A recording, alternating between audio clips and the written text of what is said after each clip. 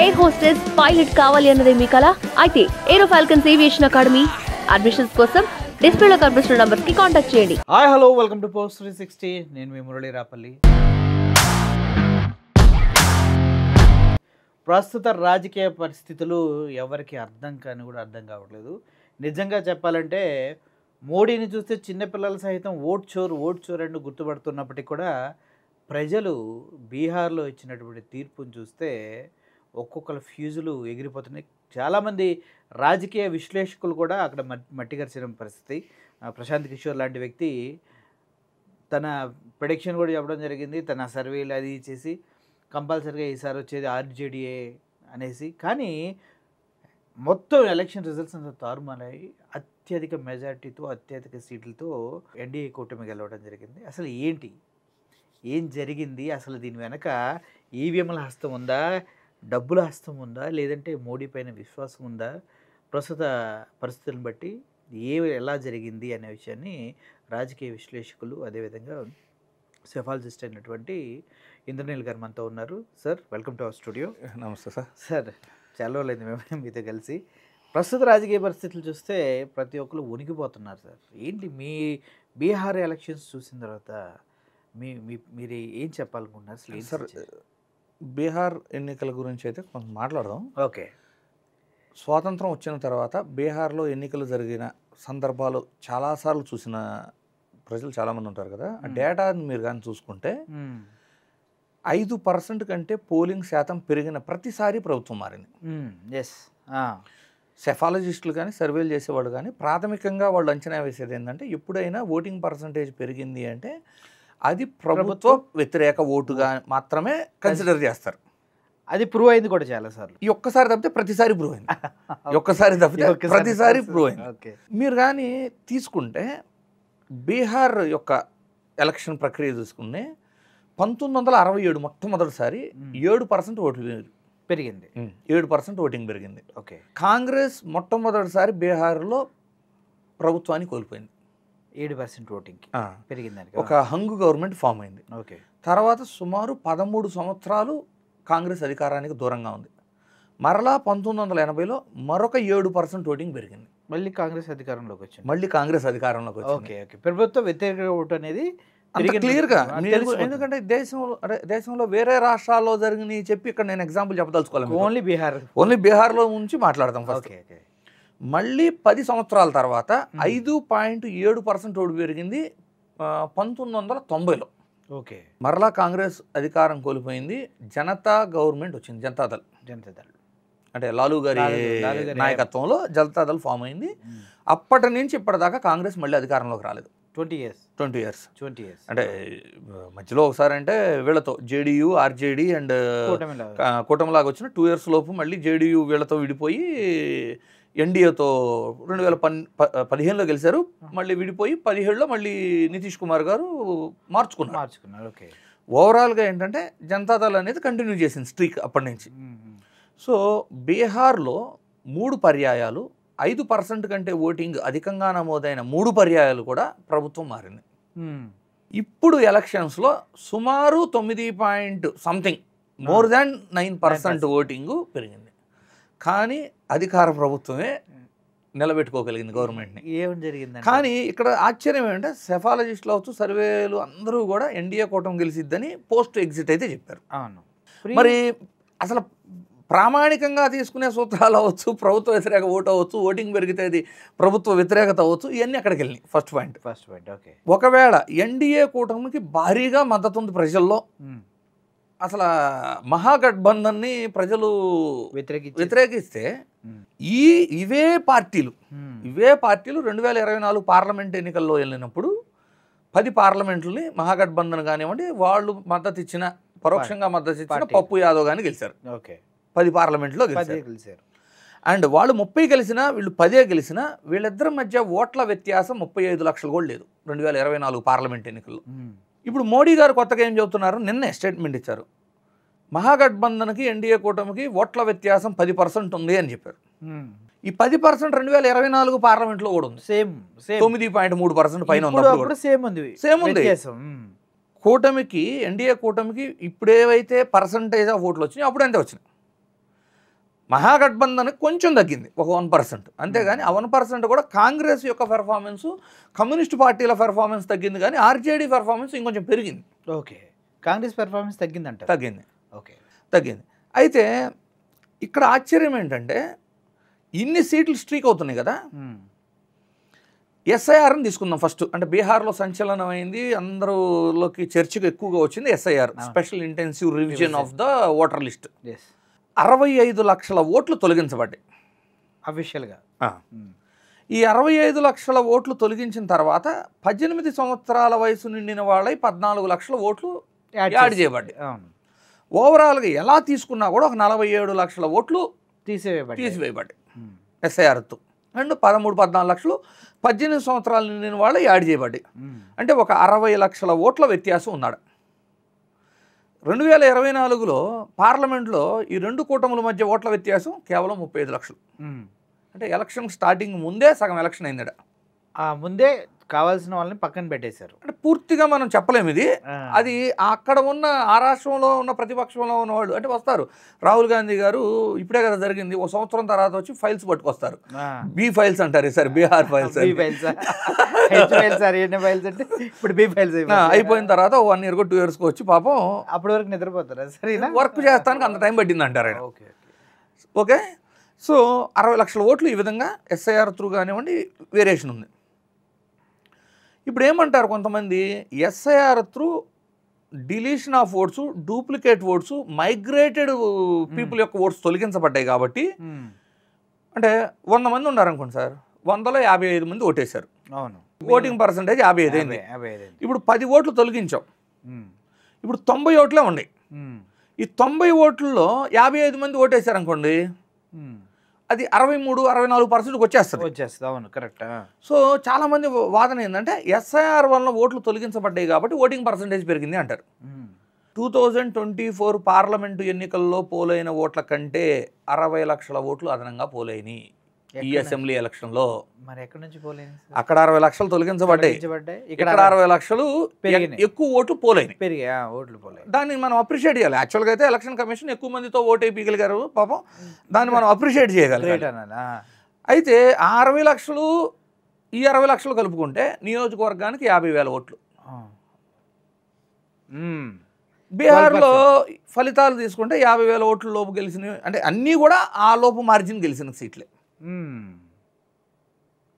Okay, game బాగా ఇక్కడ 2024 యొక్క పార్లమెంటు ఎన్నికల్లో మేము 543 పార్లమెంటు స్థానాలని ఎలక్షన్ కమిషన్ డేటా నుంచి డౌన్లోడ్ చేసి డేటా అనాలిసిస్ చేయడం జరిగింది. అందులో ఒక సూరత్ మాత్రం ఏకగ్రీవంగా ఎన్నుకోబడ్డారు బీజేపీ క్యాండిడేట్. 542 పార్లమెంటు ఎలక్షన్ల యొక్క డేటా అనాలిసిస్ చేసిన తర్వాత మాకు ఒక విషయం అర్థమైంది. ఎన్డీఏ కూటమి అధికారంలో ఉన్న రాష్ట్రాల్లో పోలింగ్ పర్సంటేజ్ 55లో 60% ఉంటాయండి. ఉదాహరణ కూడా చెబుతా, చాలా తక్కువ ఉంటాయి. ఉదాహరణ కూడా బీహార్ 56%, ఉత్తరప్రదేశ్ 56%,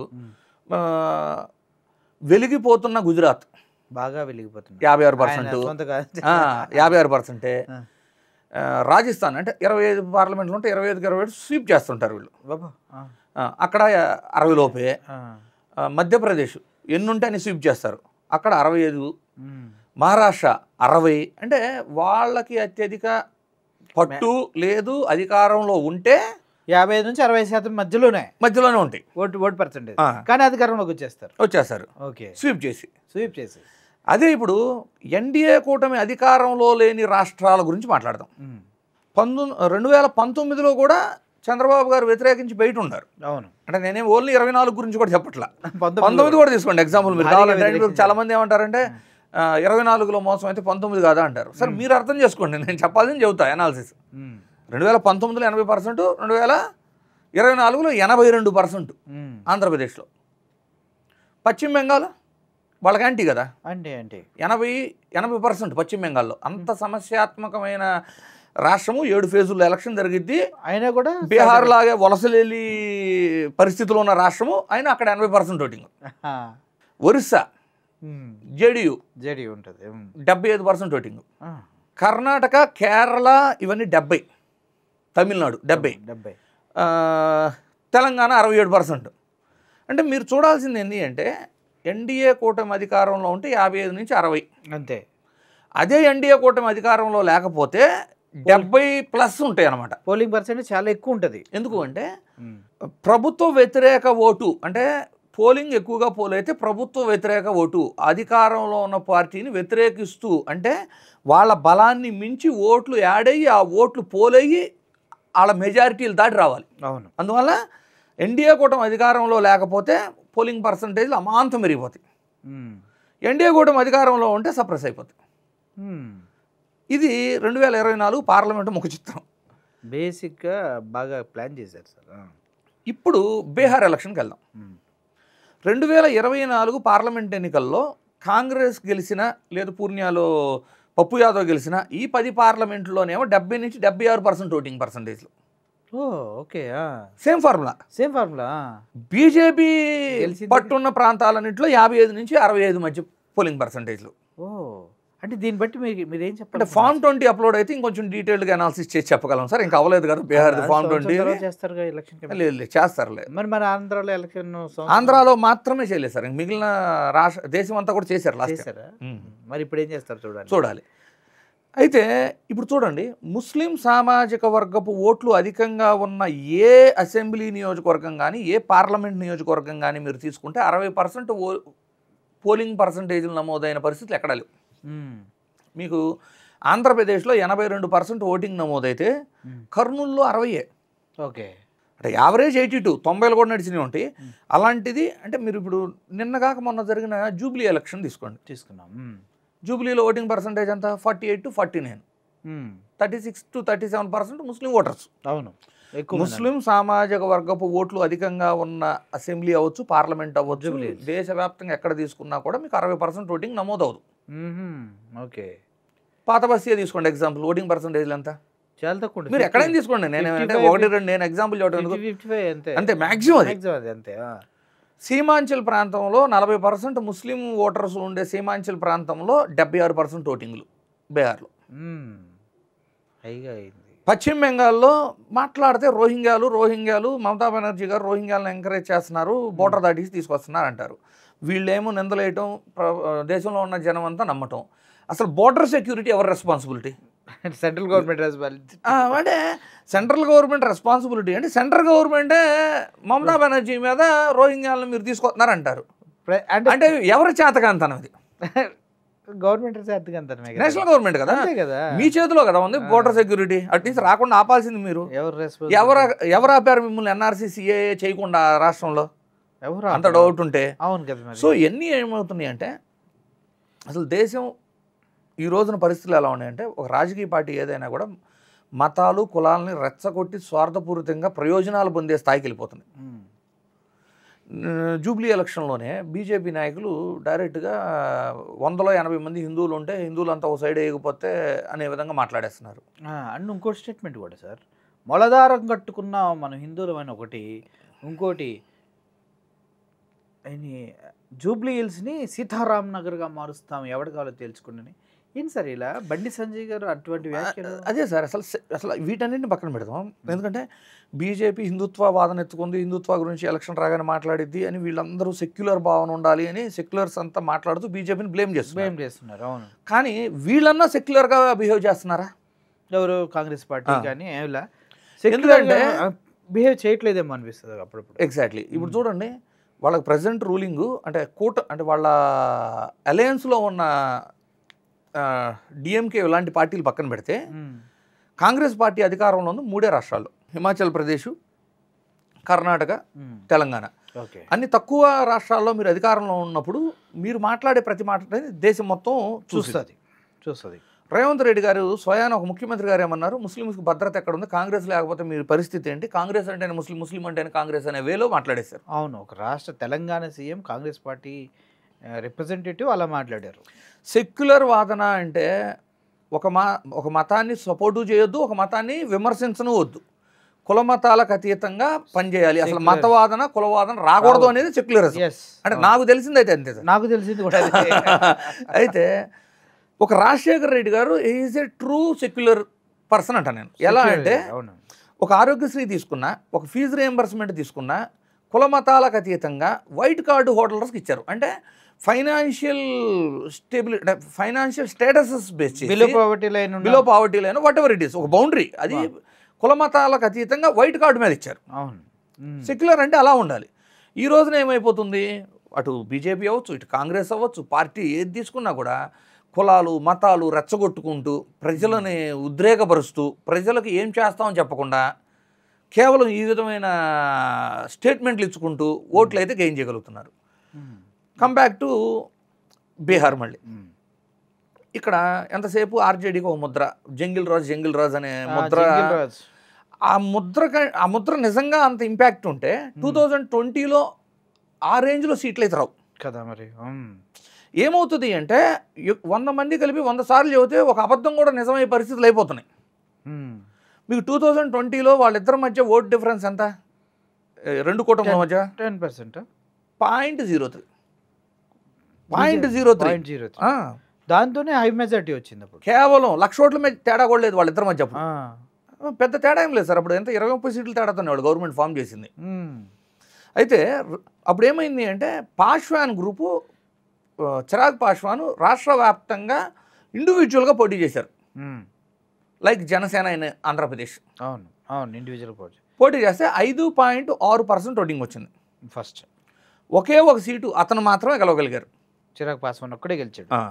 అయితే ఈ చిరాగ్ పాస్వాన్ వలన దగ్గర 28 స్థానాల్లో ఓటమి పాలైంది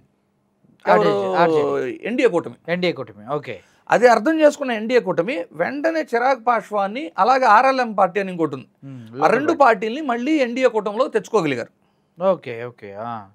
అయితే వీళ్ళు ఎలా ఉన్నారు, ఆర్జేడీ కూటమి కాంగ్రెస్ ఒక అసెంబ్లీ గెలిచిన వాళ్ళని తెచ్చుకుని 20 సీట్లు ఇచ్చి వాళ్ళంతా ఎంకరేజ్ చేశారు కదా. 29 సీట్లు ఇచ్చారు, ఆల్మోస్ట్ 21 సీట్ల దాకా గెలిచారు వీళ్ళు కూటమిలో.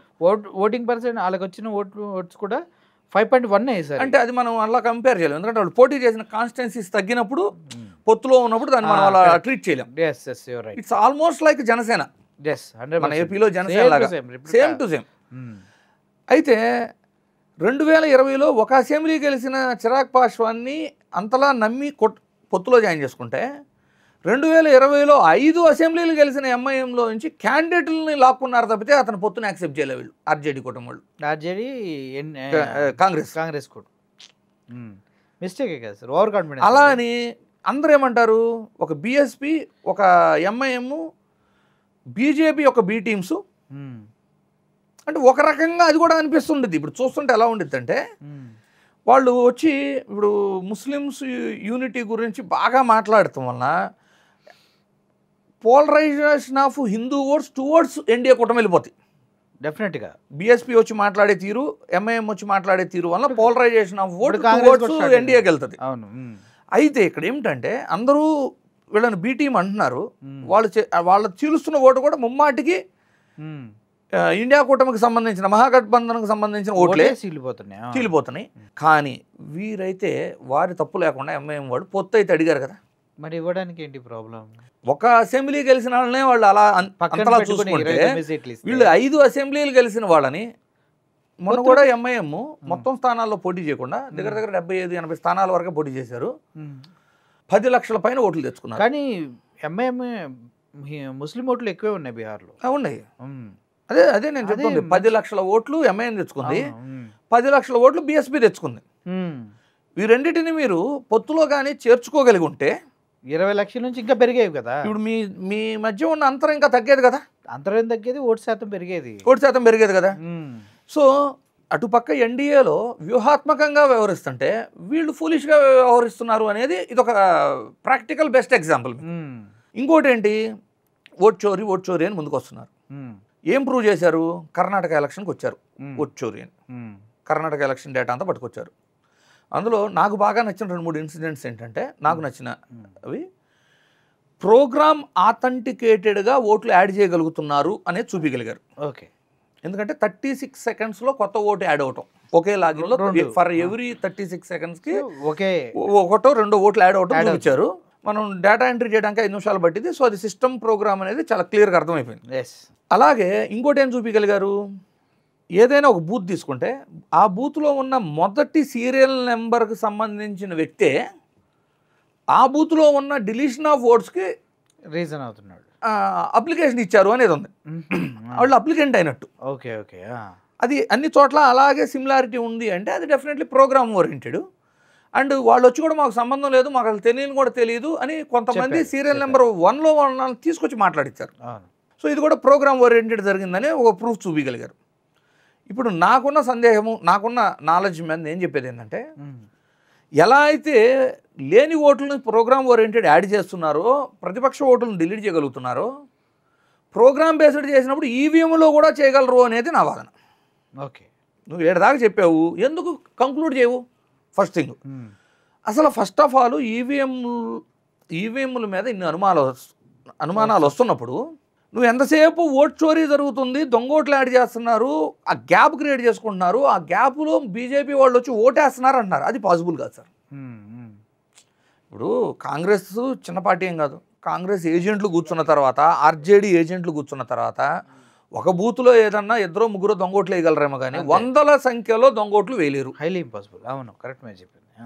సో దీని బియాండ్ జరగాలి. నువ్వు ఏదన్నా అనుమానం నీకు ఉంటే దీని బియాండ్ అంటే మనుషులు వచ్చి ఓట్లు వేయటం కాదు, డైరెక్ట్గా ఏదో జరుగుతుంది ప్రోగ్రామ్. ఎలా యాడ్ చేస్తున్నారో అక్కడ కూడా యాడ్ అవ్వచ్చు. నువ్వు వీవీప్యాట్ స్లిప్పులు అడగచ్చు కదా. ఒక బ్యాలెట్ ఎలక్షన్ ఏదైతే కోరుకుంటున్నారో కొంతమంది, బ్యాలెట్ కంటే మెరుగైన సిస్టమ్ నేను వీవీప్యాట్స్ కౌంట్ చేస్తే అంట. అవును, ఎందుకంటే బ్యాలెట్లో ఒక 50 మంది పోటీ చేస్తారు అనుకోండి సార్. ఆ బ్యాలెట్ను ఫోల్డ్ చేయాలి అంటే చాలామందికి కుదరక ఇవి చలన ఓట్లుగా వెళ్ళిపోయే పరిస్థితి కూడా ఉంది. ఈ రోజున ఇంత టెక్నాలజీ వచ్చింది, ఈవీఎం పెట్టారు. ఈవీఎంలో వెళ్ళి మన ఓటు మనము నొక్కితే మన కళ్ళ ముందు మనం ఎవరికి వేసామో ఆ స్లిప్ వస్తుంది, ఫిజికల్గా డ్రాప్ బాక్స్లో పడింది. ఈవీఎంలు సీల్ చేసేదేదో మీరు వీవీప్యాట్ స్లిప్ బాక్స్ని సీల్ చేసేసి కౌంట్ చేస్తే it's equal to ballot and more better than ballot really. మరి ఇది ఎందుకు అడగరు? రాహుల్ గాంధీ గారు ఎల్ఓపి అంటే లీడర్ ఆఫ్ అపోజిషన్. అంటే ఒక పార్టీ సపోర్ట్ చేసినా ఒక పార్టీ సపోర్ట్ చేయకపోయినా దేశం మొత్తంకి ఉన్న అపోజిషన్ పార్టీలన్నిటికీ లీడర్ కదా అతను, లీడర్ ఆఫ్ హౌస్ కదా. మరి ఎందుకు పర్మనెంట్ సొల్యూషన్ చూపించరు? ఇన్ని దొంగ ఓట్లు ఉన్నాయి. బ్రెజిల్ వాళ్ళ ఓట్లు కూడా బ్రెజిల్ అమ్మాయిని తెచ్చి మోడల్ని పెట్టుకోవడానికి 22 ఓట్లు రాశారంటారు. ఆధార్ కార్డుని ఓటర్ కార్డుతో ఇంటిగ్రేట్ చేయమని ఎందుకు అడగరు రాహుల్ గాంధీ గారు? ఎందుకు అడగరు సార్ ఇవన్నీ? నెక్స్ట్, ఒకప్పుడు మనకి ఛాలెంజ్ ఓట్ అని ఉండేది. మనం గత పార్లమెంట్ ఎలక్షన్లోనూ రీసెంట్ ఎలక్షన్లో ఓటేసి అన్ని ఆధారాలు ఉండి మనకు ఓటు అంటే మన ఓటర్ లిస్టులో మన పేర్లు లేకపోయినా ఎలక్షన్ రోజు వెళ్ళి కూడా ప్రిసైడింగ్ ఆఫీసర్ని కలిసి మనం ఛాలెంజ్ చేసి మనం ఓటు వేసుకునే రైట్ ఉండేది. ఛాలెంజ్ ఓట్ అనేవాళ్ళు. ఓకే, ఇప్పుడు కొత్తగా ఏమైంది? వన్స్ రివిజన్ అంటే ఫస్ట్ ఒక revision of voter list publish చేస్తారు.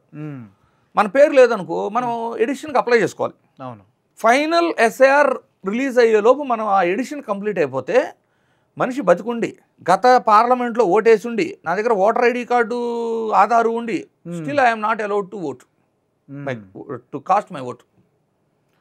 సో వీటి మీద కదా ఆయన పోరాటం చేయాలి. అవునవును.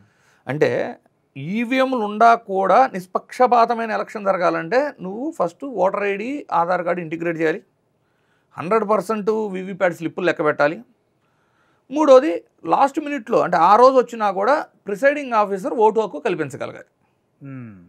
ఈ మూడు చేయగలిగితే ఇప్పుడు మీరు ఆరోపిస్తున్న ఎన్ని ఆరోపణలు ఉండా ఏజెంట్లు కరెక్ట్గా కూర్చోబెట్టగలిగితే ఒక నిష్పక్షపాతమైన ఎలక్షన్ చూడగలం.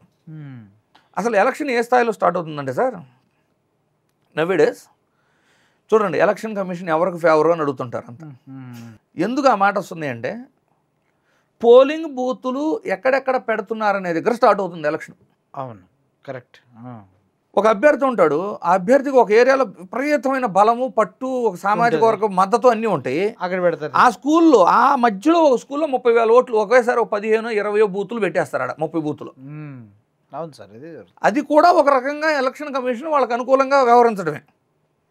రీసెంట్గా పులివెందుల ఒంటిమిట్ట చూసాం కదా. రాష్ట్ర పోలీస్ యంత్రాంగం అంతా వెళ్ళి కూడా సొంత ఊరిలో ఓట్లు వేయలేని పరిస్థితి కదా.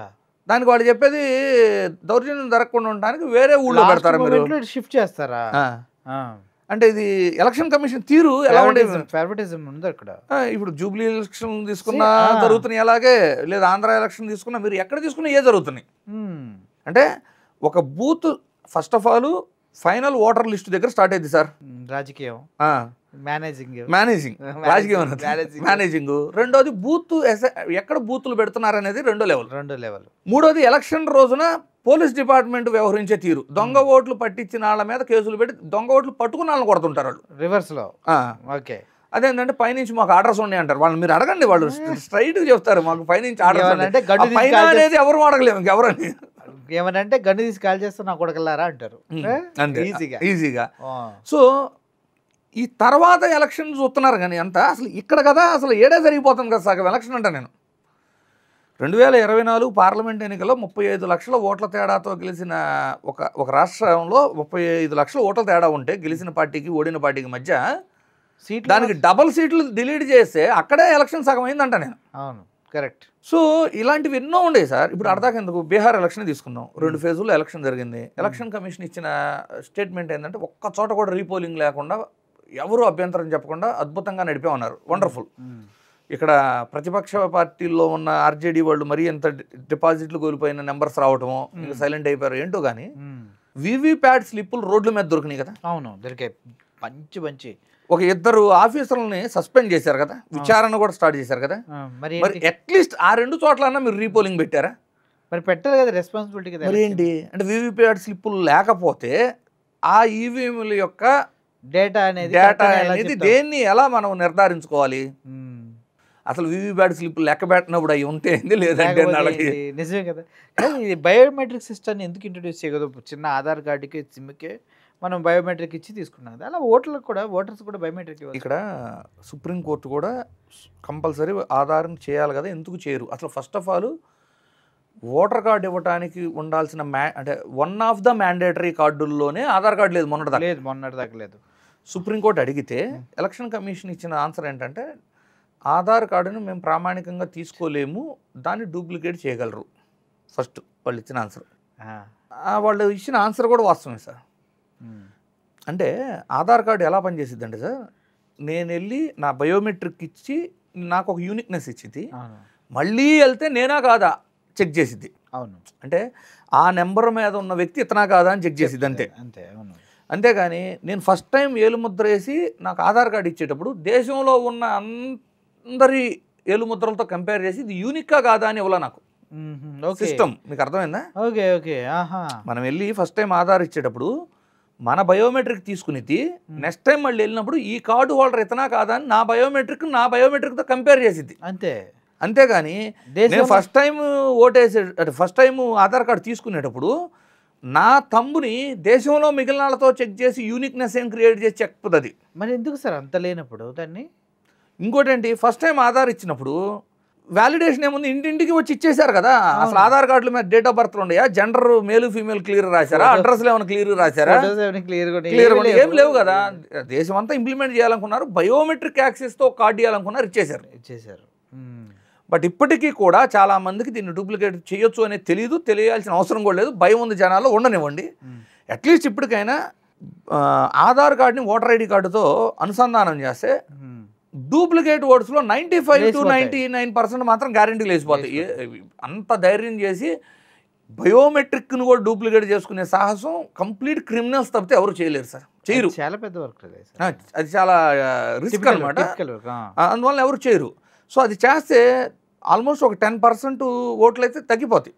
మీకు 2024 పార్లమెంట్ ఎన్నికల్లో 97 కోట్ల ఓట్లు నమోదైనవి. కట్ చేస్తే పోలైనవి 67 కోట్ల ఓట్లే. ఇప్పుడు ఎస్ఐఆర్ నడిపితే బీహార్లో 10% ఓట్లు వేసిపోయినాయి.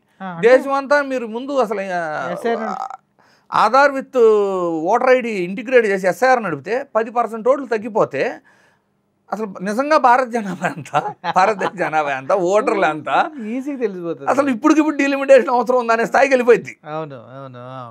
సో బీహార్ ఎలక్షన్ ద్వారా ప్రతిపక్షాలు అంటే కొన్ని రాష్ట్రాల్లో ఉన్న పార్టీలకి అసలు ఏం జరుగుతుంది ఇంకా అర్థం కాల.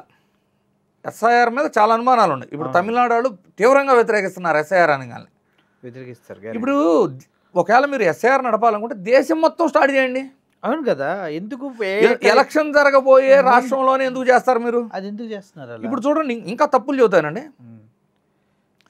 బీహార్ ఎలక్షన్లో అసలు బీహార్ రాష్ట్రంలో ప్రజలు 50 నుంచి 60% మైగ్రాంట్గా అంటే వలసలు వెళ్ళి జీవనాధారం చేయాల్సిన పరిస్థితిలో ఇప్పటికీ ఉన్నారు.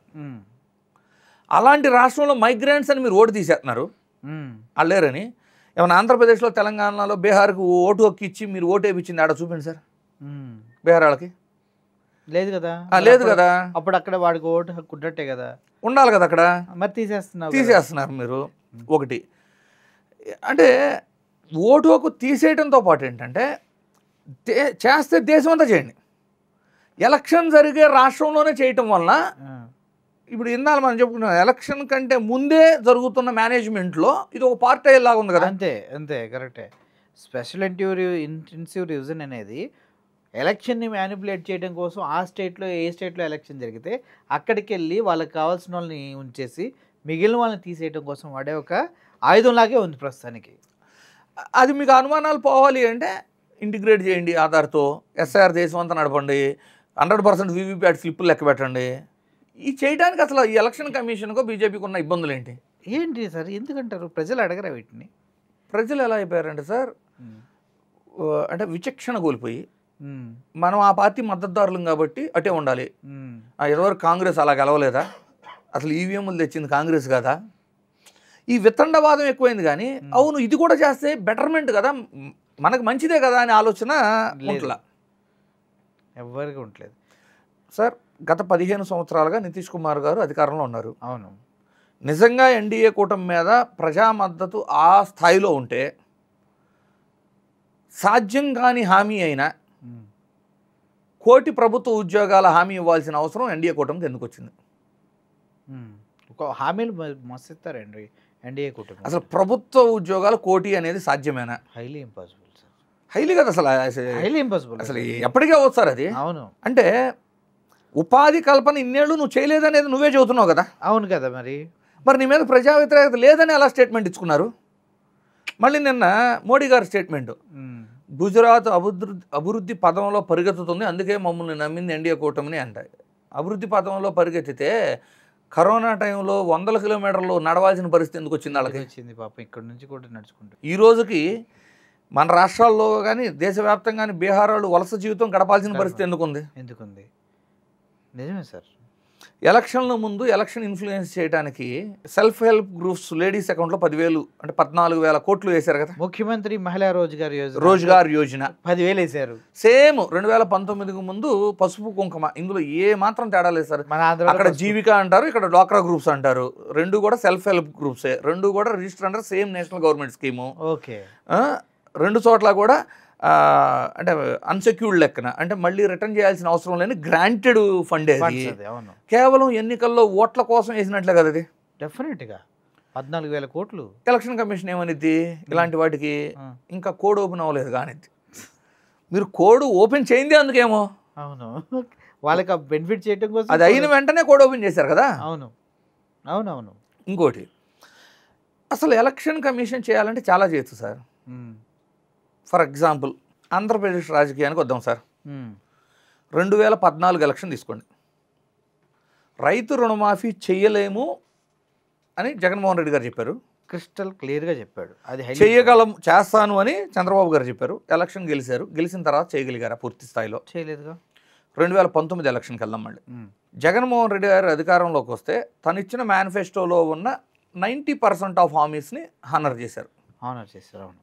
మళ్ళీ 2024 ఎన్నికలకు వద్దాం. చాలా అంటే టీడీపీ వాళ్ళు చెప్పిన చాలా పథకాలని ఇంప్లిమెంట్ చేయడం సాధ్యం కాదని జగన్మోహన్ రెడ్డి గారు చెప్పారు. ఆడబిడ్డ నిధి అని ఒక పథకం, ఆడవారికి 1,500, 18 సంవత్సరాలు దాటిన ప్రతి ఒక్కరికి, అంటే ప్రతి ఓటర్కి, ప్రతి మహిళా ఓటర్కి 4 కోట్ల పైచిలుకు ఓటర్లు నమోదై ఉన్నారు ఆంధ్రప్రదేశ్లో. అందులో 2 కోట్ల మంది పైగా ఆడవాళ్ళు ఓట్లు ఉండి, అంటే 5 సంవత్సరాలకి అయ్యే ఖర్చు దగ్గర 1,50,000 కోట్ల పైచిలుకు అది. ఓన్లీ ఆడబిడ్డ నిధి ఒకటే చెబుతున్నాను నేను. నిరుద్యోగ వృత్తి చెప్పట్లేదు, 50 ఏళ్ళకి బీసీలకి 4,000 పింఛన్ చెప్పట్లా. ఒక ఆడబిడ్డ నిధి ఇంత బడ్జెట్, ఈ బడ్జెట్ సాధ్యం కాదు అని జగన్మోహన్ రెడ్డి 3 సార్లు ముఖ్యమంత్రి చేసిన చంద్రబాబు గారికి కూడా తెలుసు. అవును. జగన్మోహన్ రెడ్డి గారు అది సాధ్యం కాదని చెప్పారు. సరే వీళ్ళు ఇస్తా అన్నారు, గెలిచారు. ఇప్పుడు ఏమంటున్నారు? అంత బడ్జెట్ ఆడ ఉంది, అసలు సంపద ఆడ ఉంది అన్నారు. ఏమనంటే జగన్మోహన్ రెడ్డి మొత్తం తగలెట్టేశాడని చెప్తున్నారు. సరే అవి వేరు, అది తీసేద్దాం అంటున్నారు. నేనేమంటా అంటే, ఒక రాష్ట్రాన్ని పరిపాలించే అర్హత నీకు ఉందా లేదా అంటే, ఫస్ట్ రాష్ట్ర బడ్జెట్ని అనాలిసిస్ చేసి నువ్విచ్చే మేనిఫెస్టోకి అయ్యే ఖర్చు ఏంటి అనేది ఈసీ ముందు పెట్టండి. ఈసీ అప్రూవల్ ఇవ్వమనండి. ఈసీ అప్రూవల్ ఇచ్చిన మేనిఫెస్టోనే ప్రజల్లోకి తీసుకెళ్ళండి. కొత్త చట్టం తేవచ్చు కదా. కాదు సార్, ఎంత జరిగిన తర్వాత మళ్ళీ ఈసీ నమ్మచ్చు కాదు, ప్రజలకు అవేర్నెస్ వస్తే ఈ ప్రోగ్రామ్ ద్వారా మెల్లమెల్లగా మేనిఫెస్టోలు అనేది ఇప్పుడు జగన్మోహన్ రెడ్డి గారు కావచ్చు, చంద్రబాబు గారు కావచ్చు, పవన్ కళ్యాణ్ గారు కావచ్చు, మన రాష్ట్ర ప్రజెంట్ రెవెన్యూ ఎంత, నా దగ్గర దగ్గర అంటే 1,50,000 కోట్లు ఏమో సంథింగ్ రెవెన్యూ ఎంత, లోటు ఎంత ఉంది, ఉద్యోగుల శాలరీస్ ఎక్స్పెండిచర్ ఎంత ఉంటాయి, ఇది ఒక బడ్జెట్ వేసుకొని మనం ఇచ్చే మేనిఫెస్టో ఇంత ఖర్చు అయింది. సో 70% ఆఫ్ హామీలన్నా ఆనర్ చేయగలిగిన మేనిఫెస్టోని మీరు ఈసీ అప్రూవల్ ఇవ్వండి. ఓకే, ఈసీ అప్రూవల్ ఉన్న వాళ్ళని మేనిఫెస్టో ప్రజల ముందు పెట్టమనండి. కానీ ఈసీ ఏమీ చేయకుండా రీసెంట్గా తెలంగాణ స్థానిక బాడీ ఎలక్షన్ల నోటిఫికేషన్ వ్యవహారంలో ఒకసారి మాట్లాడుతూ ఎలక్షన్ కమిషన్ ఆఫ్ తెలంగాణ ఇచ్చిన స్టేట్మెంట్ ఏంటంటే హేతుబద్ధమైన హామీలే ఇవ్వండి. రిక్వెస్ట్ చేసేది ఏంటి, మీరు కొత్త చట్టం అండి అబ్బా, మేనిఫెస్టో అనేది ఈసీ దగ్గర అప్రూవల్ తీసుకోవాలని చెప్పండి, అందులో ఉండాల్సిన గైడ్ లైన్స్ ఇవన్నీ చెప్పండి. అప్పుడు ఈ అబద్ధపు హామీలు ప్రజలు మోసపోవడం అనేది జరగదు కదా పదే పదే. అంటే నేను ఆంధ్రప్రదేశ్ మీకు ఎగ్జాంపుల్ చెప్పా, అంటే తెలుగు ప్రజలు త్రూఅవుట్ ఇండియా ఇదే జరుగుతుంది కదా. అవును, కర్ణాటకలో కాంగ్రెస్ వచ్చినా, తెలంగాణలో కాంగ్రెస్ వచ్చినా, లేదు టీడీపీ వచ్చినా, ఈ రోజున జేడీయూ వచ్చినా, వాళ్ళు చెప్పిన ఏదైనా హామీలు చేయగలిగే విధంగా ఉండయా? లేవు. 1 కోటి ప్రభుత్వ ఉద్యోగాలు ఇవ్వగలరా? ఎట్లా ఇస్తారు సార్, ఎక్కడి నుంచి ఇస్తారు? ఒక టాటా గ్రూప్ ఆఫ్ కంపెనీస్, కొన్ని వందల కంపెనీలు కొన్ని వందల దేశాల్లో ఉన్న వాళ్ళు 5 ఏళ్ల యొక్క ప్రొజెక్షన్స్ వేసుకొని రాబోయే 5 ఏళ్లలో 5 లక్షల జాబులు ఇవ్వగలము అని చెబుతుంటే 1 కోటి ఉద్యోగాలు, 20 లక్షల ఉద్యోగాలు ఎవరికి నచ్చినట్లు వాళ్ళు అనౌన్స్ చేసి యువతను మోసం చేస్తుంటే ఇంత చదువుకున్న యువత కూడా పిచ్చోళ్ళలాగా నమ్మేసి ఓట్లేస్తున్నారు. 20 లక్షలు అంటే ఆంధ్రప్రదేశ్లో చంద్రబాబు నాయుడుకి 20 లక్షలు అన్నారు. ఇప్పటివరకు ఏమీ ఇవ్వలేదు, అసలు ఒక్కటి కూడా ఇవ్వలేదు. వాళ్ళు ఆల్రెడీ 7 లక్షలు ఇచ్చామని ఓటింగ్ చేస్తున్నారు కదా, ఎవరికి ఇచ్చారు? అంటే ఈ కన్స్ట్రక్షన్ కంపెనీలో చేసే వాళ్ళని కూడా మెన్షన్ చేసేసుకుంటున్నారు వాళ్ళు ఇచ్చినట్టేనా సార్ అవి కూడా? అంటే టీ స్టాల్ అంటే మనం అలా అనలేము సార్. ఎట్లుండిద్ది అంటే గవర్నమెంట్ ఉపాధి డైరెక్ట్గా ఇవ్వకపోయినా గవర్నమెంట్ ప్రోత్సాహకాల వలన వచ్చిన కంపెనీలో వచ్చే ఉద్యోగాలు కూడా వీ కెన్ కౌంట్. బట్ కానీ ఆ కంపెనీలు కూడా, కన్స్ట్రక్షన్ కంపెనీలు కూడా బీహారు జార్ఖండ్ వాళ్ళతో పనులు చేయించుకుంటారు, కానీ మన వాళ్ళు ఎవరు ఉంటారు సార్? అక్కడ చెక్ చేయండి, ఎవరు ఉండరు. కరెక్ట్. సో ఇవన్నీ కూడా ఏంటంటే హామీలు ఇవ్వటం, మేము నెరవేర్చేసామని చేతులు దులుపుకోవాలనే ఆలోచనే తప్పితే అసలు సాధ్యాలు అయ్యేవేంటి, అవనవేంటి, ఎంతవరకు మనం హామీలు ఇవ్వచ్చు అనే విధంగా ఎవరు ఆలోచించట్లా. ఈ సెక్యులర్ అంటే ప్రజాస్వామ్య దేశం ప్రపంచంలో అని చెప్పుకునే మనము నిజంగా ఎలక్షన్ సజావుగా నడుస్తుంది అంటే చాలా అనుమానాలు ఉన్నాయి. పైపెచ్చు మతాలు, కులాలు, రాజకీయాలకు అంటగట్టేసి ఎలక్షన్ వచ్చింది అంటే ఆడదాకా ఎందుకు సార్? నేను ఒక సూటి క్వశ్చన్ మిమ్మల్ని అడుగుతా, చెప్పండి. మీ ఇంటి పక్కన మీకు కానీ, మీకు ఒక ముస్లిం ఫ్రెండో ఒక క్రిస్టియన్ ఫ్రెండో ఉంటే మీకు ఎప్పుడైనా వాళ్ళతో గొడవ అవటం కానీ అలా ఏమైనా జరిగిద్దా? జరగదు. కేవలం ఈ రాజకీయ నాయకులు వాళ్ళ స్వార్థం కోసం ఎలక్షన్లో చేసే గొడవలు తప్పితే, మన ఇంటి పక్కన ఉంటే మిత్రుడు అవుతాడు తప్పితే అసలు ఆ కులము మతం ఎక్కడ చూస్తాం మనం? ఎందుకు సార్? అలాంటి స్కూల్ దగ్గర నుంచి ముస్లిమ్స్ సోదరులతోనే పెరిగాం కదా. మనకి ఎప్పుడూ లేని గొడవ ఇప్పుడు ఎందుకు? ఆలోచన ఎందుకు వస్తుంది? ఇప్పుడు కూడా గొడవ ఉండదు సార్. ఇప్పుడు కూడా ఎలక్షన్లో గొడవ ఉండదు. మన మైండ్లోకి ఎక్కించే ఆలోచన ఎలా ఎక్కిస్తున్నారంటే వాళ్ళని మనం దూరం చేయాలి అనే విధమైన ఆలోచనలు తీసుకొస్తున్నారు. సో అసలు అంటే నేనేమన్నానంటే చదువుకుంటే విచక్షణ పెరిగిద్ది. ఇప్పుడు చదువుకున్న చదువు అంతా ఎలా అయిపోతుందంటే ఆ విచక్షణ కోల్పోతూ నేర్చుకుంటున్న జ్ఞానంలాగా తయారవుతుంది. సరే, హైలీ క్వాలిఫైడ్ పర్సన్స్ కూడా సేమ్ మైండ్ సెట్తో ఉన్నారు సార్. నేను యుఎస్లో కొంతమంది ఉన్నారు, వాళ్ళతో యూకేలో ఉన్న వాళ్ళతో మాట్లాడుతూ ఉంటే వాళ్ళు కూడా నీకేం తెలుసు కాంగ్రెస్ పార్టీ ముస్లిమ్స్కి ఎంత హెల్ప్ చేసిందో? కాంగ్రెస్ పార్టీ ముస్లిమ్స్కి ఏంద్రా, అందరికి హెల్ప్ చేస్తుంది. మరి బీజేపీ, ఆర్ఎస్ఎస్ బాగా. సార్ ఒక మాట చెబుతానండి, భారతదేశంలో హైయెస్ట్ నెంబర్ హిందూస్. అవును, 75 ఉన్నారు అనుకుంటండి. బ్రిటిష్ వాళ్ళు వచ్చినా, మొఘల్స్ పరిపాలించినా, అంతకుముందు కానివ్వండి, ఎవరు ఎన్ని దాడులు చేసినా, ఏది జరిగినా ఎప్పుడు హిందూసే హైయెస్ట్. అవును. సో అప్పుడే సర్వైవ్ అయిన ఒక కమ్యూనిటీని ఇప్పుడు కత్రయమే లేకపోతే అనేది ఒక రాంగ్ ప్రజెంటేషన్ బలవంతంగా ఫీడ్ చేస్తున్నారు, దాన్ని నమ్ముతున్నారు కదా. జనరల్గా ఏమైందంటే ఒక గవర్నమెంట్ యొక్క రెస్పాన్సిబిలిటీ ఏంటంటే who are the minorities, we have to provide the security to the minorities. Minority doesn't mean to a community. ఒక ప్రాంతంలో హిందూ మైనారిటీ అవ్వచ్చు, ఒక ప్రాంతంలో ముస్లిం మైనారిటీ అవ్వచ్చు, ఒక ప్రాంతంలో జైన్స్ అవ్వచ్చు minority. Ultimately governments responsibility is to provide the law and order security అన్నీ కూడా అందరికీ ఇవ్వడంతో పాటు మైనారిటీస్కి కొంచెం అడిషనల్గా ఆ కాన్ఫిడెన్స్ ఇవ్వగలగాలి. తక్కువ ఉంటారు కాబట్టి కాన్ఫిడెన్స్ ఇవ్వగలగాలి. అంతేగాని మెజారిటీ అంటే వీళ్ళు రాకముందు హిందుత్వ లేదా వీళ్ళు వచ్చిన తర్వాత ఏమన్నా, నాకు అదే అర్థం కాదు. అసలు సూటికి ఒక క్వశ్చన్ అడిగితే హిందుత్వ అనేవాళ్ళు హిందువులకు అడిషనల్గా ఏం చేశారు అంటే వాళ్ళ దగ్గర ఆన్సర్ ఉండదు. బట్ ఇప్పుడు రాజకీయాలు అంటే ఎలా ఉండాలంటే సార్, ఏ మతం ఎవరిదైతే వాళ్ళది, ఏ కులం ఎవరిదైతే వాళ్ళది, మన గడప దాటిన తర్వాత రాజకీయాల్లో definitely should be on the economical బేసిస్లో ఉండాలి. అంటే ఫైనాన్షియల్ స్టేటస్లు అంటే వాళ్ళ యొక్క ఇయర్లీ ఇన్కమ్స్ని బేస్ చేసో వాటిని బేస్ చేసి ఉండాలి. కానీ కులాలకి మతాలకి అంటే అందరూ, నేను ఎవరిని ఎక్స్క్యూజ్ చేయట్లేదు సార్, అన్ని పార్టీలు ఇలాగే ఉన్నాయి. కులపరంగా పథకాలు ఏంటి సార్, దానికి వాళ్ళు ఆన్సర్ చేసేది నేను వృత్తిపరంగా ఇస్తామంటారు. సరే, స్టిల్ రాజశేఖర్ రెడ్డి గారికి వచ్చిన పేరు తర్వాత ఏ రాజకీయ నాయకుడికి రాకపోవడానికి కారణం ఏంటంటే, నాకు తెలిసిన ఒకే ఒక నాయకుడు రాజశేఖర్ రెడ్డి ఈ కుల మతాలకు అతీతంగా ఏదైనా చేశారు సార్. సార్ ఇంకోటి రీసెంట్గా ఒక విషయాన్ని, ఇది ఇప్పుడు ఈ దాంట్లో అప్రస్తుతమైనప్పటికీ చాలా అన్యాయం అనిపించిన ఒక విషయాన్ని మిమ్మల్ని అడుగుతా. ఒక పార్టీ గొడవల్లో చనిపోయినటువంటి వ్యక్తికి వాళ్ళ కుటుంబానికి గవర్నమెంట్ జాబులు ఇచ్చారు కదా అసెంబ్లీలో ప్రతిపాదించి, మరి దాన్ని ఏం చేయాలి? ఇప్పుడు చాలామంది ఎవరెందుకు సార్, ఏబి వెంకటేశ్వరరావు గారు చెప్పిన వాదన యాక్చువల్గా అయితే చాలా కరెక్టు. కానీ ఆ పర్సన్ మాట్లాడటం వల్ల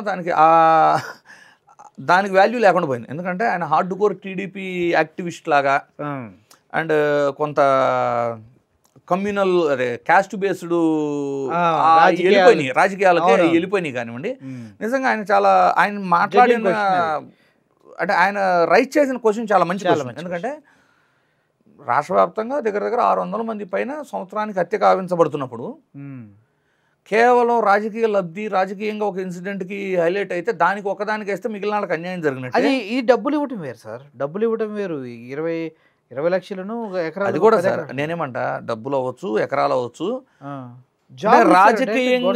రాజకీయంగా మీకు ప్రాబల్యం చేయగలిగితే ఒక లెక్క, లేకపోతే ఒక లెక్క.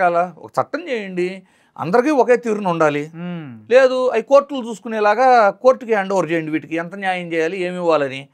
అంటే మన పార్టీ వాళ్ళు చచ్చిపోయారు కాబట్టి కొంచెం అడిషనల్గా ఇద్దాం, ఇదేదో కొంచెం డ్యామేజ్ జరిగేలాగా ఉంది వీళ్ళకి ఇద్దాం. గేమ్ అంటే పాజిటివ్ సైడ్ మాకు పాజిటివ్ అయ్యేలా చూసుకుంటూ బెనిఫిట్స్ ఇచ్చుకుంటూ వెళ్ళిపోతే. ఇప్పుడు 600 మందికి ఇలా హత్య కావించబడితే, మర్డర్ ఇన్సిడెంట్స్ ఉంటే, ఒక 2-3 న్యాయం జరిగితే అది న్యాయం అనబడదు, స్వార్థం అయితే, స్వార్థ రాజకీయం అయితే. ఇప్పుడు మొత్తానికి బీహార్లో డబ్బుల వల్ల గెలిచిందా, లేదంటే మన ఎవరైతే కాంగ్రెస్ పార్టీ అధినేత రాహుల్ గాంధీ ఉన్నాడో ఆయన మొదట్లో ఒక నెల ముందు అల్లల్లాడించి రోడ్ షోలు చేసి ఇచ్చేసి తర్వాత నెలకొని ఉండమా, అసలు రాని కూడా రాని పరిస్థితి ఉంది. దానివల్ల పోయిందా, కూటమిని కరెక్ట్గా కట్టుకోవడం లేకపోవడం వల్ల పోయిందా? వీటన్నిటిని మించి మహారాష్ట్ర ఎలక్షన్ ఒక ఎగ్జాంపుల్ చెప్పుకొని మళ్ళీ బీహార్కి వద్దాం. ఓకే, కేవలం 3 నెలల వ్యవధిలో మహారాష్ట్ర ఎలక్షన్లో పార్లమెంట్ ఎలక్షన్ జరిగినప్పుడు 2/3 of the parliament seats, majority సీట్లు ఇండియా కూటమి గెలుచుకోగలిగింది 3 నెలల కాల వ్యవధిలో. అవును, అవే కూటములు ఏదన్నా సడన్గా ఒక పర్టికులర్ గ్రూప్ ఇటు నుంచి అటు వచ్చిందని ఇది కూడా లేదు, ఒక పార్టీ వచ్చిందని. అవే గ్రూపులు శివసేన, ఎన్సీపీ అంటే బాల్ ఠాక్రే శివసేన, శరద్ పవార్ ఎన్సీపీ అండ్ కాంగ్రెస్ ఒక సైడు, వీళ్ళంతా ఒక side, Shinde and BJP same గ్రూపులు 2 సైడ్స్ ఉండి 2/3 మెజారిటీతో సీట్లు గెలిచి డిపాజిట్ లేకుండా ఎలా ఓడిపోయారు? అదే సార్, ఎలా ఇక్కడ ఎలా ఉంటుంది అంటే సార్, కొత్త వాదన ఒకటి తీసుకొస్తున్నారు ప్రాంతీయ పార్టీలను భయపెడతానికి. ప్రాంతీయ పార్టీలను ఏ విధంగా భయపెడుతున్నారు? కాంగ్రెస్ను ప్రజలు నమ్మట్లేదు, కాంగ్రెస్లో పొత్తు పెట్టుకున్నారు కాబట్టి మీరు నాశనం అయిపోయారు. ఓకే ఓకే, మహారాష్ట్రలో అదే జరిగింది కదా, రెండింటికి కలిపేస్తున్నారు. ఇప్పుడు మహారాష్ట్రలో ఏం జరిగింది? సేమ్ 3 వంతుల్లో 2 వంతులు కాంగ్రెస్ కూటమి గెలిచి 1 వంతు మాత్రమే ఎన్డీఏ కూటమి గెలిచి 3 నెలల కాల వ్యవధిలో మొత్తం లేపేశారు. అసలు 10% పడిపోతారా? పడిపోరు కదా, 70 నుంచి 10 పడిపోతారా? అది ఎలా జరుగుతుంది అనేది అదే మళ్ళీ బీహార్లో కూడా అయిందిగా, రిపీట్ అయింది. ఇది ఏమంటారు, కాంగ్రెస్ని నమ్మట్లేదు, కాంగ్రెస్లో పొత్తు పెట్టుకున్నారు కాబట్టి మీరు నాశనం అయ్యారు. మెల్లమెల్లగా రేపు పశ్చిమ బెంగాల్లో ఎలక్షన్ ఉంది. అవును, ఇప్పుడు దీది రియలైజ్ అయిపోయింది వద్దు కాంగ్రెస్తో మనకి డిఎంకే రియలైజ్ అవ్వాలి ఇప్పుడు వద్దు కాంగ్రెస్తో. అంటే ఇక్కడ ఒక దెబ్బకు రెండు పెట్టలు అంటారు చూడండి. ఒకటి ప్రాంతీయ పార్టీని వీక్ చేయడం, రెండు కాంగ్రెస్ను పూర్తిగా సమాధి చేయడం. అంతే కదా, అంతే.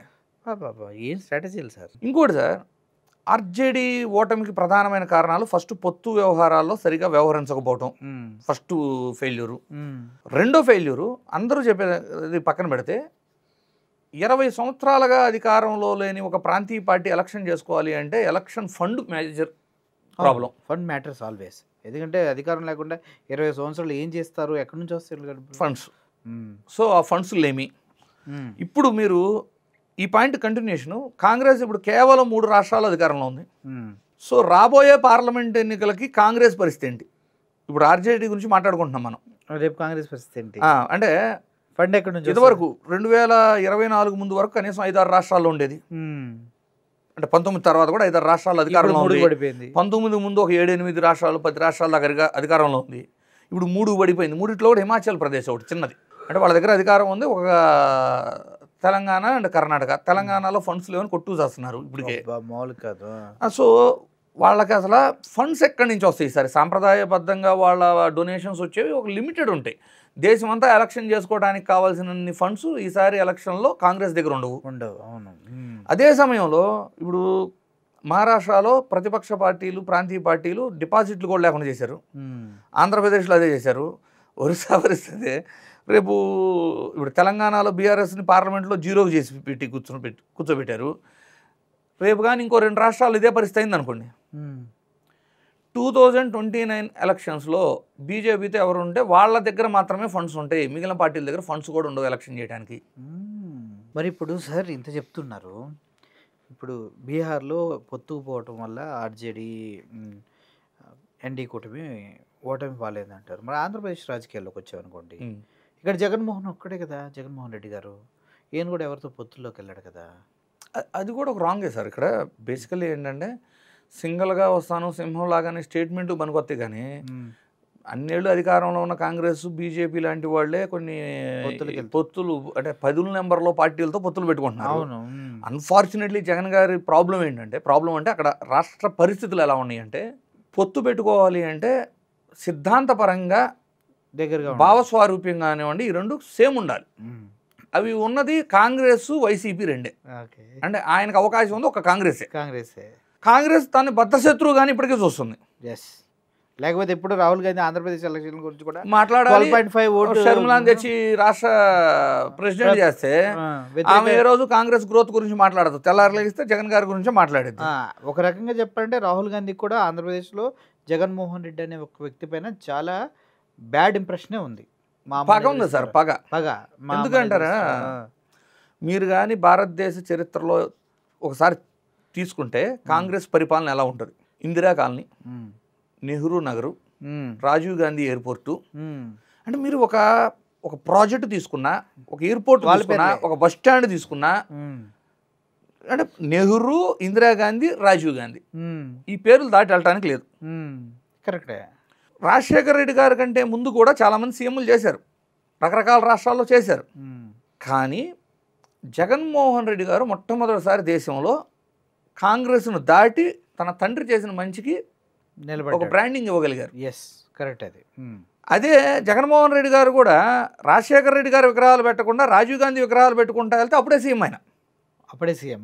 ఓదార్పు యాత్ర కూడా రాజశేఖర రెడ్డి గారి పేరు చెప్పుకుంటూ ఓదార్పు యాత్ర చేస్తూ రాహుల్ గాంధీ గారు విగ్రహాలు పెడితే అప్పుడే సీఎం ఆయన. సో దేశంలో ఎక్కడా కాంగ్రెస్ ఎలా చేయదు ఈ ముగ్గురిని దాటి. సో మొట్టమొదటిసారి చేతి చూపించిన వారు జగన్ గారు.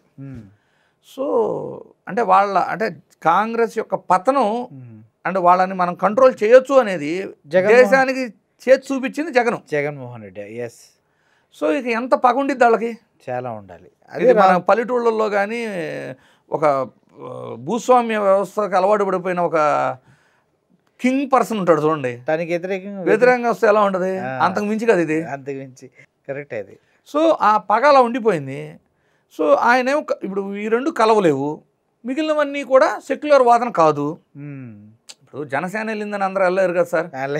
జనసేన చూడండి, ఒక రోజు ఏమో కమ్యూనిస్టులతో వెళ్ళి చెగువేరా అంటారు, బీఎస్పీ మాయావతికి కాళ్ళకి దండం కూడా పెడతారు. ఇంటర్వ్యూలో చెగువేరా అనే వ్యక్తి నాకు తెలియదు, ఎవరో సినిమా తీస్తుంటే ఒక బుక్ ఇచ్చాడు డైరెక్టర్, అప్పుడే తెలిసింది అంటాడు మళ్ళీ ఆయన. మళ్ళీ బీజేపీతో పొత్తులోకి వెళ్తే సనాతని అంటారు. అల్టిమేట్లీ ఆయన మార్చుకున్నంత ఈజీగా ఆయన అదృష్టం ఏంటంటే ఆయనకున్న అంటే ఆయనకున్న క్యాడర్ కూడా ఆయన ఏం చేసినా యాక్సెప్ట్ చేసే క్యాడర్ ఉండటం ఆయన అదృష్టం సార్. నిజమే సార్, వాళ్ళు చాలా మిగిలిన పార్టీలో అలా ఉండదు. ఎందుకంటే పార్టీలో కార్యకర్తలకు కూడా ఒక భావజాలం, ఒక సిద్ధాంతపరంగా ఇలా ఉండబట్టి ఈ పార్టీలో ఉన్నాం అనే భావనలో ఉంటారు. అవును. సో ఆల్ ఆఫ్ సడన్ ఇప్పుడు వైఎస్ఆర్సీపీ వెళ్ళి బీజేపీలో కలిసింది అనుకోండి, సాంప్రదాయంగా వాళ్ళకున్న మైనారిటీ ఓట్స్ ఇవన్నీ కూడా మళ్ళీ దూరం అవుతాయి. అలాంటి భయం ఉంటుంది. అవును, అట్లాంటి భయం ఆయనకు లేదు. సో అందరికీ అదృష్టం ఉండదు. ఇప్పుడు జగన్మోహన్ రెడ్డి గారు నెక్స్ట్ ఎలక్షన్స్లో ఒంటరిగా పోటీ చేస్తే మళ్ళీ 2024 ఎలక్షన్స్లో ఏదైతే జరిగిందో అదే మళ్ళీ రిపీట్ అవుతుందేమో అనేసి ఈ బీహార్ ఎలక్షన్స్ చూసిన చాలామంది మమ్మల్ని అడుగుతున్నారు. దానిపైన మీ విశ్లేషణ. First of all sir, VVPAT స్లిప్పులు ఇంకా 3 ఏళ్ళ టైం ఉంది కాబట్టి 100% వీవీప్యాట్ స్లిప్పులు లెక్కించగలిగే విధంగా పోరాటం చేయాల్సిన అవసరం అయితే ఉంది. అది చేయగలిగితే ఇప్పటివరకు అసలు ఎవరు స్టార్ట్ చేయలేదు. ఎందుకు భయపడుతున్నారు సార్? బీజేపీకి స్టార్ట్ ఎందుకు చేయట్లేదు? బీజేపీకి భయపడుతున్నారు అనే కంటే కూడా అదేదో మనం బీజేపీతో పోతే బాగుండు అనుకుంటున్నారు ప్రాంతీయ పార్టీలు. అంటే జగన్మోహన్ రెడ్డి గారు ఆయన వెళ్ళలేరు కదా, ఆయన స్టార్ట్ చేయాల్సి వచ్చిద్దేమో. ఓకే, అంటే రెండు పార్టీలకి సమదూరం పాటించే వాళ్ళు ఫస్ట్ ఇనిషియేషన్ తీసుకోవాలి సార్. వాళ్ళు ఎవరు? జగన్మోహన్ రెడ్డి గారు, నవీన్ పట్నాయక్ గారు, కేసీఆర్ గారు, అరవింద్ కేజ్రీవాల్ గారు, ఇలా 4-5 లీడర్లు ఉన్నారు. ప్రెసిడెంట్ దీదీ అవ్వచ్చు, మమతా బెనర్జీ, స్టాలిన్ ప్రెసిడెంట్ ఇండియా కూటమిలో ఉన్నారు. బట్ స్టిల్ ఇట్లాంటి 4-5 స్టార్ట్ చేస్తే ఆటోమేటిక్గా స్టార్ట్ అవుతుంది యాజిటేషన్ అనేది. సో అది జరగగలిగితే ఒక సొల్యూషను. రెండోది ఏంటంటే మీరు అన్నారు చూడండి, ఎప్పుడైతే ఆంధ్రప్రదేశ్ రాష్ట్రం బైఫర్గేషన్ అయిందో TDP all of sudden BC card వదిలేసి కాపు ఓట్ల యొక్క ఇంపార్టెన్స్ తెలుసుకొని జనసేనతో పొత్తులోకి వెళ్ళారు. ఎందుకంటే యాజ్ ఎ సెఫాలజిస్ట్ నాకు తెలుసు, దగ్గర 67 నియోజకవర్గాలకు పైన 30 నుంచి 40 వేల పైచులు ఓట్లు ఉంటాయి కాపు సామాజిక వర్గం ఓట్లు. ఇంకా ఒక 50 నియోజకవర్గాల్లో మళ్ళీ 20-30 వేలు ఉంటాయి. ఓకే. సో ఒకప్పుడు ఓన్లీ బీసీ కార్డు వాడే టీడీపీకి కాపు ఓటు కార్డు అనేది చాలా ఇంపార్టెంట్ అయింది. అయితే ప్రజలు ఎలా చూస్తున్నారు అంటే, ప్రజలు చూడటం అనే కంటే కూడా సార్, ఎప్పుడైనా ఎలక్షన్ వచ్చినప్పుడు 2 ఓట్లు ఉంటాయి, 2 కేటగిరీ ఆఫ్ ఓట్స్. ప్రభుత్వ అనుకూల ఓటు, ప్రభుత్వ వ్యతిరేక ఓటు. 2014లో బైఫర్గేషన్ అయిన తర్వాత ఇది కంప్లీట్ న్యూ ఎలక్షన్ లాగా జనసేన మద్దతు తీసుకొని ఫామ్ చేసిన తర్వాత యాజ్ యూజువల్ నేను చెప్పిన విధంగా ప్రభుత్వ అనుకూల, ప్రభుత్వ వ్యతిరేక ఓట్లను స్ప్లిట్ కోసం, ప్రభుత్వ వ్యతిరేక ఓటు కోసం జనసేన బయట నుంచి పోటీ చేయించారు. కాకపోతే వాళ్ళు చేసిన బ్లండర్ మిస్టేక్ ఏంటంటే, ప్రభుత్వ వ్యతిరేక ఓటును చేల్చాలంటే ప్రభుత్వాన్ని విమర్శించాలి, ప్రతిపక్షాన్ని కాదు. వాళ్ళు ఒక తప్పు చేశారు ఆ టైంలో. మళ్ళీ 2024 వచ్చేసరికి మళ్ళీ పొత్తు పెట్టుకున్నారు. వాళ్ళ ఓటు అంతా కన్సాలిడేట్ అయింది, భారీ ఎత్తున గెలవగలిగారు. ఇప్పుడు ప్రజలు తటస్థ ఓటర్లలో ఉన్న ఒక డౌట్ కానివ్వండి, కొంత పర్సెంట్ ఆఫ్ వైఎస్ఆర్సీపీ క్యాడర్లో ఉన్న భావన కూడా ఏంటంటే, టీడీపీ జనసేన విడిపోతే బాగుండు, ఈజీగా గెలవచ్చు అనుకుంటున్నారు. జరగదు కదా. మళ్ళీ గవర్నమెంట్ యాంటీ ఓట్ అనేది ఉంటుంది. ఈసారి కూడా మళ్ళీ గవర్నమెంట్ అయిపోయిన తర్వాత యాంటీ ఓటింగ్, ఫేవర్, యాంటీ 2 ఓట్లు ఉంటాయి, అనుకూలమైన ఓటు, వ్యతిరేకమైన ఓటు. ఈసారి వాళ్ళు విడిపోతేనే వైసీపీకి నష్టం. మళ్ళీ ఓకే, ప్రభుత్వ వ్యతిరేక ఓటుని వీళ్ళలో నుంచి బయటకు వచ్చిన వాళ్ళు చీల్చుకెళ్ళడానికి ఛాన్స్ ఉండిద్ది. ఈసారి స్ట్రాటజీ అలా ప్లాన్ చేయాలన్నమాట వీళ్ళిద్దరు. అంటే ఇంకొకటి ఏమైంది, వాళ్ళందరూ కలిసి ఉండగానే వైసీపీ ఒకసారి ఓడించింది అనుకోండి, అప్పుడు తటస్థ ఓటర్లు ఇన్ఫ్లుయెన్స్ అవ్వరు. లేదనుకోండి, ఇప్పుడు వాళ్ళు విడిపోయి వైసీపీ గెలిచింది అనుకోండి 29, అప్పుడు ఏమవుతుంది, వాళ్ళు కలిస్తే వాళ్ళు గెలుస్తారు, విడిపోతే వీళ్ళు గెలుస్తారు అని ఒక ఫండమెంటల్ థియరీ లాగా ఫామ్ అవుతుంది. తటస్థ ఓటర్లు ఇక దానికి ఇన్ఫ్లుయెన్స్ అయిపోతారు, న్యూట్రల్ ఓటర్స్. సో అది జరగకుండా ఉండాలన్నా వాళ్ళంతా కలిసి ఉండగానే వీళ్ళు గెలవాలి, ఒకటి. రెండోది ఏంటంటే, ప్రభుత్వ అనుకూలము, ప్రభుత్వ వ్యతిరేక ఓటు ఉంటాయి. ఆల్ ఆఫ్ సడన్ 1 ఇయర్ ఉందనక పవన్ కళ్యాణ్ బయటకు వచ్చి, బీజేపీతో అంటారు, పవన్ కళ్యాణ్ గారు బయటకు వచ్చేసి వాళ్ళ విధానాలు నాకు నచ్చట్లేదు అని వ్యతిరేకించి స్టార్ట్ చేశాడు అనుకోండి, మళ్ళీ అంటే వైఎస్ఆర్సీపీకి పడాల్సిన ప్రభుత్వ వ్యతిరేక ఓటు ఆయన క్యాష్ చేసే పరిస్థితి ఉండేది. ఓహో, కరెక్టే మీరు చెప్పింది. సో వాళ్ళంతా కలిసి ఉండాలనే కోరుకోవాలి ఇప్పుడు వైసీపీ వాళ్ళు. సో ఇదంతా కొత్తగా ఉంటుంది. ఆయన తీసుకుని బీజేపీ వైపు వెళ్తారనేది టాక్ నడుస్తుంది, జరగచ్చు అది. అలా వెళ్ళినా వాళ్ళకే ఫెచ్చింగ్ కదా సార్. అదే ఫెచ్చింగ్ అవుతుంది మళ్ళీ అప్పుడు దెబ్బ జగన్మోహన్ రెడ్డి. జగన్మోహన్ రెడ్డి గారికి దెబ్బ తగిలింది. దీన్ని జగన్మోహన్ రెడ్డి చాలా లైట్ తీసుకుని ముందు అందుకే కదా వాళ్ళందరూ పొత్తు కలిసి ఉండాలని కోరుకుంటున్నారు. ఆయన కూడా అది జరగదు సార్, స్ట్రాటజీలు మారిపోతూనే ఉంటాయి. మారిపోతుండొచ్చు కానీ కలిసి వాళ్ళు పదే పదే చెబుతున్నారు కదా, 15 ఏళ్ళు కలిసి ఉంటాం 15 ఏళ్ళు కలిసి ఉంటాం అని ఆయన చెబుతున్నారు. మనం అంతా కలిసి ఉండాలని వీళ్ళు చెబుతున్నారు. వీళ్ళందరినీ మించి వైసీపీ వాళ్ళు కూడా మీరంతా కలిసే ఉండండి అని కోరుకుంటున్నారు. ఇప్పుడు కలిసి ఉన్నా కూడా నెక్స్ట్ సీఎం ఎవరంటే పవన్ కళ్యాణ్ లోకేష్ అనే పాయింట్ వచ్చినప్పుడు పవన్ కళ్యాణ్కే ఇవ్వాలి అని వీళ్ళు, లేదు లోకేష్ చేయాలని సార్ ఆ ప్రతిపాదన కోసమే రాజకీయ అధికారంలో భాగస్వామ్యం అవుతామనే ఆశతోనే కుల సమీకరణాల లెక్క కానీ ఏదైనా కులభావన కావాలని ఆయన అడగడం కానివ్వండి, సామాజిక వర్గం మొత్తం కూడా తన సామాజిక వర్గం తన వెంట నడిచింది. 198% ఓట్లు కూటమికి పడటం వల్ల ఈరోజు కూటమి అధికారంలో ఉంది. ఇది ఎవరు అవునన్నా కాదన్నా జనసేన ఈజ్ ద డిసైడర్ అనేది మొన్న ఎలక్షన్ చూపించింది. ఓకే, అది వాస్తవం. అయితే ఈ రోజున పవన్ కళ్యాణ్ గారి పరిస్థితి ఏంటి చూడండి. ఎక్కడైనా పేరు వచ్చే ప్రోగ్రాం కానీ గౌరవం వచ్చే ప్రోగ్రాం ఉంటే లోకేష్ గారు ఉంటారు. కొత్తగా ఒక ఫ్యాక్టరీ వస్తుంది, కొత్తగా ఒక ఇన్వెస్ట్మెంట్ వస్తుంది, కొత్తగా ఏదైనా అచీవ్మెంట్ ఉంది, కొత్తగా ఏదైనా ఓపెనింగ్ ఉంది ఉంటే లోకేష్ గారు ఉంటారు. చివరికి సిఏ సదస్సులో కూడా లోకేష్ గారు ఉంటారు. డిప్యూటీ సీఎం అని పదవి అయితే ఇచ్చారు కానివ్వండి, ఢిల్లీ తీసుకెళ్లరు, ఎక్కడ లేదు, ఇక్కడ సదస్సుల్లో కూర్చోబెట్టరు. ఆయన ఎక్కడ వాడతారనుకుంటున్నారు? ప్రభుత్వంకి ఆల్రెడీ వ్యతిరేకత వచ్చింది, ఆ ప్లేస్ ట్రోల్ అవుతాం, ట్రోల్ అయ్యే కాడ ఇతను పంపుతారనమాట. మొన్న పెద్దారెడ్డి అంటే వీళ్ళకు ఒక స్ట్రాటజీ ఉంది, ఇతను ట్రోల్ చేస్తే మళ్ళీ ఆ సామాజిక వర్గం మావాడిని ట్రోల్ చేస్తున్నారని సింపతి గెయిన్ అయిద్దని. ఓకే, అంతేగాని అతనికి మళ్ళీ పేరు కూడా రానిరు, అతనికి పేరు కూడా రానిరు. అతను చూడండి వెళ్ళారు పాపం, సీజ్ ద షిప్ అన్నారు. ఆఫీసర్లు అందరూ ఫోన్ చేసి మీరు సైలెంట్గా ఉండన్నారు, ఆ సీజ్ ద షిప్ అన్నారు, వెళ్ళిపోయింది. పాపం ఈయన మాటకి ఇచ్చిన విలువ అంతే. డిప్యూటీ సీఎంగా మొన్న ఒక డిఎస్పీ గురించి ఇట్లా అన్నాడు, ఆరోపణలు చేశారు. అవార్డు ఇచ్చి మరి అంటే ఏం చెప్పాలని చూస్తున్నారు ఆయన విషయంలో. ఈరోజు సిఐ సదస్సు నడుస్తుంది, లేదు కాశీనాయన క్షేత్రంలో పుణ్యక్షేత్రం. పాపం పవన్ కళ్యాణ్ గారికి ఇన్ఫర్మేషన్ ఉందో లేదో తెలియదు కానీ అటవీ శాఖ అధికారులతో అక్కడ ధ్వంసం జరిగింది. లోకేష్ గారు వెళ్ళి హామీ ఇచ్చొస్తారు. అల్టిమేట్లీ ఈ పార్టీలో ఆయన ఎదగనీరు కూటమిలో, అలానే డ్యామేజ్ కంట్రోల్కి మాత్రం వాడుకుంటారు. మొత్తానికి రాబోయే ఎలక్షన్స్ ఇంకా రసవత్తరంగా. ఇంకో క్వశ్చన్ సార్, సౌత్లో కూడా బీజేపీ ఇప్పుడు ఎలా అయితే బీహార్ ఈ ఓటు బ్యాంక్ని 55కి తగ్గించేసి అధికారంలోకి వస్తుందో, సౌత్ స్టేట్స్ని కూడా అలాగే ఇన్ఫ్లుయెన్స్ చేసే అవకాశం ఉందా? అంటే ఆల్రెడీ గత 2-3 ఎలక్షన్లో 80%, 82% పోలింగ్లు అయిన తర్వాత ఆల్ ఆఫ్ సడన్ దాన్ని తగ్గిస్తే కూడా తెలిసిపోతుంది. సౌత్ని అనుకున్నట్టు రూల్ చేయగలదంటారా?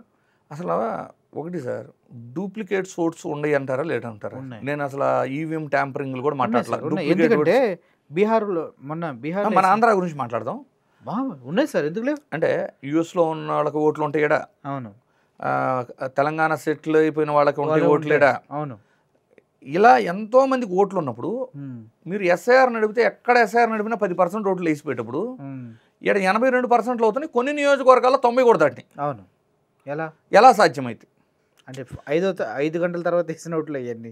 అదే సార్, యాజ్ ఏ సెఫాలజిస్టులు మేము జనాలను సర్వే చేయగలుగుతున్నాం కానీ ఈవీఎంలను చేయలేకపోతున్నాం. వాస్తవం ఇది, చాలా కష్టం సార్ మీకు. సో అల్టిమేట్లీ నేనేం చెప్తాను అంటే, ఎలక్షన్ కమిషన్ అనేది ఒక నమ్మకం క్రియేట్ చేయడానికి, ఒక పూట అదనంగా పనిచేయడం కోసం వీవీప్యాట్ స్లిప్లు 100% లెక్కించడం అవచ్చు, ఈ దొంగ ఓట్లు, డూప్లికేట్ ఓట్లు, deletion of votes, addition of votes, దీని గురించి Aadhaar card and voter ID అనుసంధానం చేయటం. ఎలక్షన్ రోజు కూడా ఫైనల్ ఓటర్ లిస్టులో లేకపోయినా అట్లీస్ట్ మీరు ఆధారు ఓటరు అనుసంధానమైన ఓటర్ వస్తే అన్నయండి, ఏనండి పర్మిషన్ ఇవ్వండి, ప్రిసైడింగ్ ఆఫీసర్ను కలిస్తే ఏజెంట్ల సమక్షంలో ఓటే ఇవ్వండి. అంటే మీ దగ్గర అన్ని సొల్యూషన్స్ ఉన్నాయి కానీ ఏది చేయట్లేదు. అందువల్ల అనుమానాలు పెరుగుతున్నాయి సార్. అడిగిన దానికి ఆన్సర్ ఉండలేదు, మౌనంగా ఉండిపోతున్నారు. మౌనం అంగీకారమా? అలా. సూపర్ సార్, బాగా చెప్పారు. సో ఇది ప్రస్తుతం బీహార్లో ఏదైతే జరిగిందో, అంటే ఎలక్షన్ జరగకముందే ఎవరు గెలుస్తారనేది మన ఈసీకి తెలుసు. దానికి సంబంధించినటువంటి కార్యాచరణ ముందుగానే చేపట్టారా అనే అనుమానాలు అందరికీ అర్థమయ్యే విధంగా చెప్పారు. రాబోయే రోజుల్లో మళ్ళీ ఇప్పుడు లోకల్ బాడీ ఎలక్షన్స్ కావచ్చు, 28లో జరిగేవి, రీసెంట్గా ఇంకా 2-3 మంత్స్లో ఇంకో ఎలక్షన్స్ ఉన్నాయి. ఇవన్నీ కూడా మరి బీజేపీకే ఫేవర్గా ఉంటాయా? ఇందుట్లో ఈవీఎంని ఎవరైనా కూడా సీనియర్ సెఫాలజిస్టులు ఎవరైనా సర్వే చేయగలుగుతారా అనేది కూడా ఒక పెద్ద ప్రశ్నగానే మిగిలిపోతుంది. ప్రజాస్వామ్యం ఎంతవరకు ఈ ఇండియాలో బ్రతికుంటుంది? రాజ్యాంగబద్ధంగా హక్కులు ప్రజల నుంచి తీసేస్తున్నారా అంటే కొన్ని సంఘటనలు అవునని సమాధానం చెప్తున్నాయి. ప్రస్తుతానికి బీహార్ ఎలక్షన్స్, అదేవిధంగా ఆంధ్రప్రదేశ్ రాజకీయాల్లో ఎటువంటి సారూప్యత ఉంది, దాన్ని బట్టి ప్రజలకి ఎటువంటి హక్కులు ఉన్నాయి, ఆ హక్కులు ఎలా కాలరాయబడ్డాయని మాత్రం ఇంద్రనీల్ గారు చెప్పారు. నెక్స్ట్ ఎపిసోడ్లో మళ్ళీ కలుసుకుందాం. Sir, thank you so much. Air hostess pilot కావాలి అన్నదే మీ కల అయితే ఏరో ఫాల్కన్స్ ఏవియేషన్ అకాడమీ అడ్మిషన్స్ కోసం డిస్ప్లేలో కనిపిస్తున్న నంబర్కి కాంటాక్ట్ చేయండి.